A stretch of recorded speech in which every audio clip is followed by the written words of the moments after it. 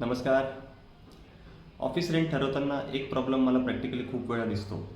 Owner म्हणतात माझ्या ऑफिसला एवढं रेंट आलं पाहिजे आणि टेनंट म्हणतो इतकं रेंट कोण देणार. दोघांचेही एक्सपेक्टेशन्स असतात, पण प्रॉब्लेम असा आहे की दोघांच्याही आपल्या लोकल मार्केटमधला ॲक्च्युअल रेंट कधी कधी माहीत नसतो आणि मग प्रॉपर्टी चांगली असूनसुद्धा ती महिनोमहिने वॅकंट राहू शकते. मग ऑफिसचा रेंट ठरवतो तरी कशावर? सगळ्यात पहिलं लोकेशन. मेन रोड आहे का? बिझनेस डिस्ट्रिक्ट आहे का? आसपास कमर्शियल ॲक्टिव्हिटी किती आहे? दुसरं connectivity. Parking, public transport, major roads यांची ॲक्सेसिबिलिटी कशी आहे? तिसरं ऑफिस कंडिशन.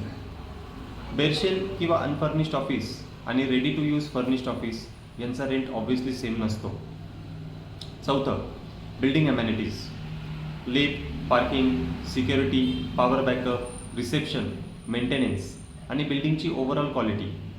आणि सगळ्यात इम्पॉर्टंट आसपासच्या सिमिलर प्रॉपर्टीजचा ॲक्च्युअल मार्केट रेंट.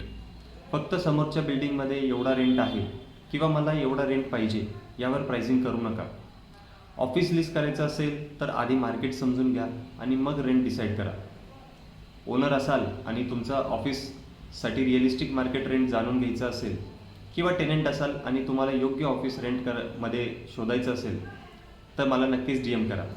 मी तुम्हाला प्रॉपर्टीच्या लोकेशन, कंडिशन आणि करंट मार्केट कंपॅरेबल्सनुसार रिअलिस्टिक रेंट अंडरस्टँड करायला मी हेल्प करू शकतो. थँक्यू.